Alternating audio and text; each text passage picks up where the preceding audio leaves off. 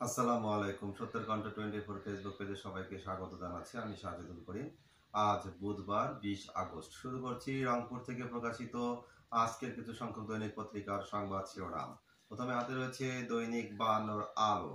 দৈনিক 52 আলোর সংবাদ শিরোনামে রয়েছে নালার মুখে প্রাচীর নির্মাণ, হাজার একর জমির ফসল নষ্টের আশঙ্কা। ফুলের মালা গলায় দেয়া সেই প্রভাষককে সাময়িক বরখাস্ত, তদন্ত কমিটি গঠন। বদরগঞ্জ ওয়ারেসিয়া ইসলামিয়া আলিম মাদ্রাসা। দৈনিক 52 আলো। দৈনিক দাবানলের সংবাদ শিরোনামে রয়েছে প্রতিরোধ প্রকল্প যেন সাগরে ফেলা এক বিন্দু শিশির, ভয়াবহ ভাঙন ঝুঁকিতে উত্তরাঞ্চলের নদীগুলো। জুলাই সনদের কিছু দফা নিয়ে আপত্তি বিএনপির। দৈনিক দাবানল।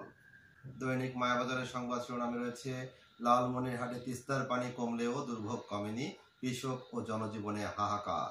অসুস্থ তবুও অনশনে অনড় শিক্ষার্থীরা, হাসপাতালে ভর্তি 4।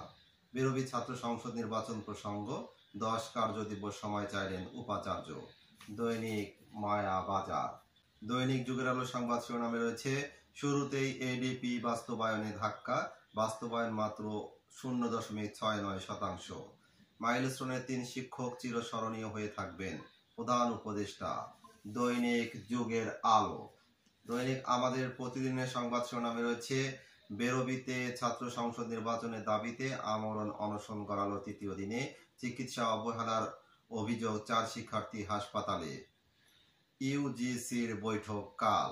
রানীপুকুর আবাসন প্রকল্প, জরাজীর্ণ ঘরে বসবাস, মানবেতর জীবনযাপনে 380 পরিবার। দৈনিক আমাদের প্রতিদিন। দৈনিক আগামীর সন্ধানে সংবাদ শিরোনামে রয়েছে দাম কমার আশা, শুল্ক জটিলতা কাটিয়ে চাল খালাস শুরু। অফিসার্স অ্যাড্রেসে সেনাপ্রধান, নিরপেক্ষ নির্বাচন অনুষ্ঠানে সরকারকে সহযোগিতা করবে সেনাবাহিনী।